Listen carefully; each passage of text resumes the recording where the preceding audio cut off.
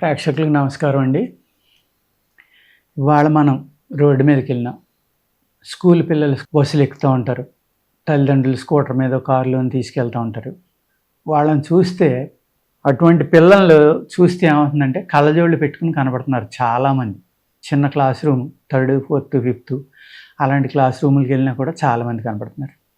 సరే, ఇంటర్ డిగ్రీలోకి వచ్చేటప్పటికి బహుశా 50% ఉంటున్నారేమో. ఇప్పుడు లెన్సులు వచ్చినాయి కాబట్టి లెన్సులు పెట్టించేసుకుని బాగానే ఉంటున్నారు.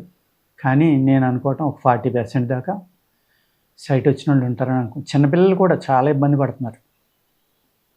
దీనికి ఆయుర్వేదంలో అనేక రకాలైన పరిష్కారాలు ఉన్నాయండి. మెయిన్ ఏంటంటే ఆహారం.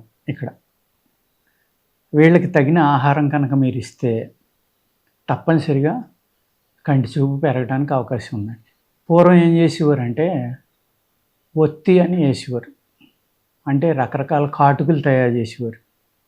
ఆముదాన్ని రాగి పళ్ళానికి పట్టి గీసి ఆ ఆముదంలో వేసి ఒత్తి కూడా మంచి అద్భుతమైన మూలికలతోటి వాటితోటి చేసిన ఒత్తులు చేయటం వల్ల కంటి చూపు అనేది చాలా బాగా పెరిగిదండి.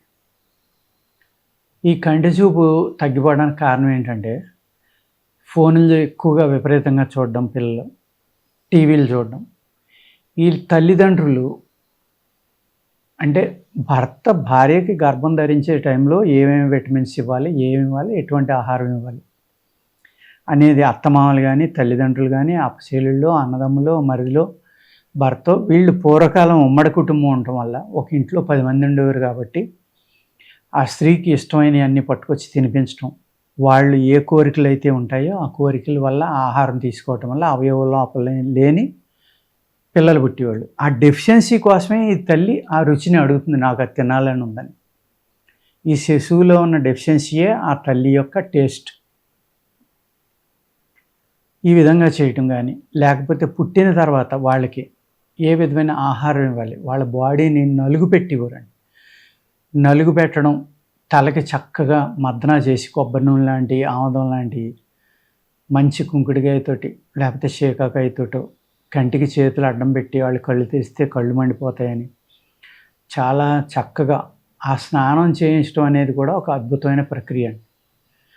కాళ్ళ మీద పడుకోబెట్టుకుని వాళ్ళకి మళ్ళీ నోట్లోకి నీళ్ళు వెళ్ళకుండా, కంటిలోకి వెళ్ళకుండా చెయ్యి అడ్డం పెట్టి, ఎక్స్పర్ట్స్ అన్నమాట వాళ్ళు. ఇప్పుడు వాళ్ళు ఎంత కష్టపడినా చేయించలేరు అలా స్నానం, కిందే కూర్చోలేరు, ఇంకా స్నానం ఏం చేస్తారు.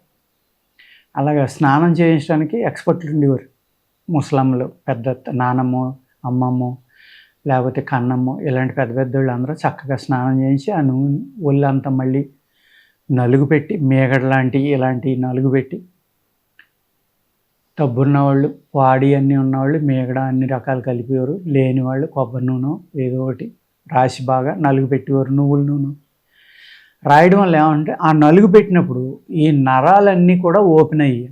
ఎక్కడైతే పూర్తిగా ఫామ్ అవని కానీ, బ్లాకేజ్ ఉన్నాయి కానీ, వాళ్ళు చిన్న బేబీ కదా, వాళ్ళు 20 సంవత్సరాల పాటు వాళ్ళ శరీరం పెరుగుతుంది, 20 నుంచి 22 ఏళ్ళ వరకు.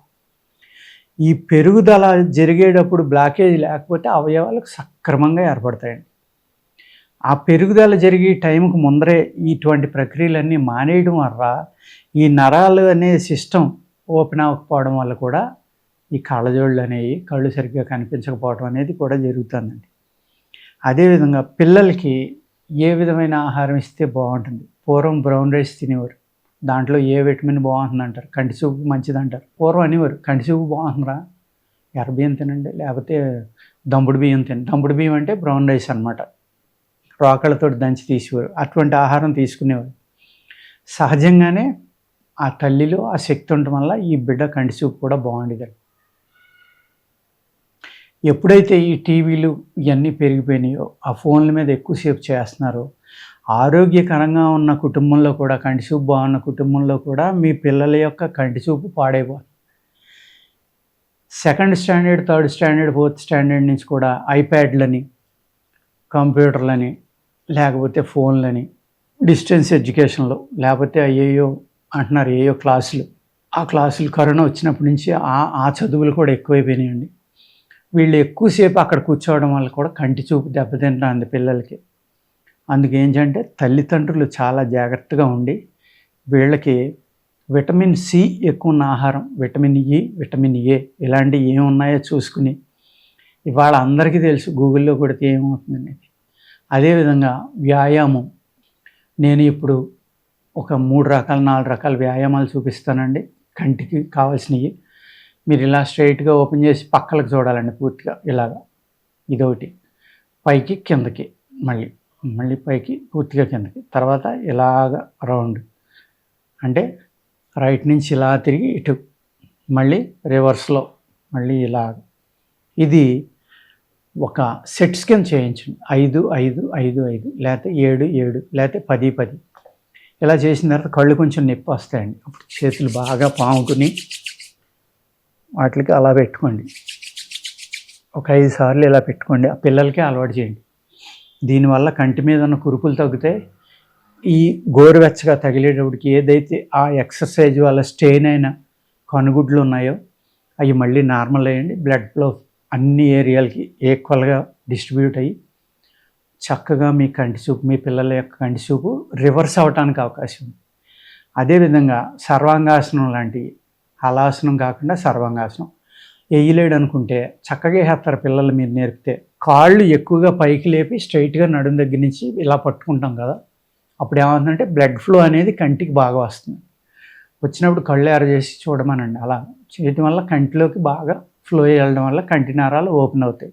ఈ విధమైన ఎక్సర్సైజ్, కంటి ఎక్సర్సైజు ప్లస్ ఇది, ఈ ఆసనం వేయిస్తే కనుక మీ చాలామంది పిల్లల యొక్క కంటి చూపు మళ్ళీ రికవరీ అవడానికి అవకాశం ఉందండి.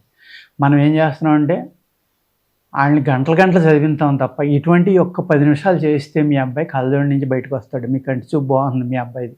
ఈ ఆముదంతో కాటుక చేయటం వల్ల ఏమవుతుందంటే దాంట్లో ఒక అంటే రేచనం, అంటే మనకి ఏదైతే మోషన్స్ అవుతాయో అంటే శరీరంలో ఉన్న మలాన్ని బయటికి పంపేస్తుంది. అది రాసుకున్న తాగిన ఎప్పుడైతే ఆ కాటుకు మనం రాసామో కంటిలో ఉన్న మలం అంటే చెడు ఏ సెల్స్ కానీ ఇంకోటి కానీ ఉంటాయి కదా, పుసులు కడతాయి కదండి, అటువంటివన్నీ విష పదార్థాలని బయటికి పంపేసి కళ్ళు మంచి కాంతి వచ్చేలాగా ఆ కాటుకు అనేది అద్భుతంగా. చిన్నతనంలో 2-3 ఏళ్ళు పెట్టేవారండి. ఇప్పుడు కాటుకు పెట్టడం కూడా మానేసాం మనం.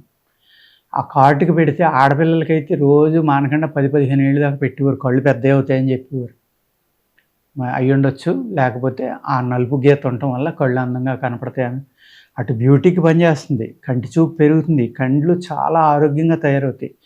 ఇన్ని రకాలైన ఉపయోగాలు ఆ కాటుకు వల్ల ఉండేయండి. దాన్ని కూడా మానేసాము. అందుచేత ఏంటంటే మీరు మీ పిల్లలకి ఎవరికైతే కంటి చూపు తగ్గుతుంది అని అనుమానం వచ్చిందో వెంటనే ఒక్క 10 నిమిషాలు మీరు దగ్గర కూర్చుని ఈ వ్యాయామం చేయించండి. అదేవిధంగా ఫోన్లు, టీవీలు ఇవ్వడం తగ్గించండి. ఒక అరగంట, గంట అనే పర్లేదు, కానీ సెలవులు వచ్చినాయి కదా అని 1 నెల 2 నెలల్లో ఉదయం నుంచి రాత్రి దాకా టీవీల దగ్గర కూర్చుని ఫోన్లు చూడటం వల్ల చాలామందికి బాడీ కూడా షేప్ మారిపోతుందండి. ఇలా చూసి మెళ్ళ వంకర, చేతుల వంకర, భుజాల వంకర ఎన్నో రకాల ప్రాబ్లమ్స్ వస్తున్నాయి మీ పిల్లలకి. దయచేసి అబ్జర్వ్ చేసి కంటి చూపు పాడవకుండా చూసుకోండి. ఓకేనండి, నమస్కారం.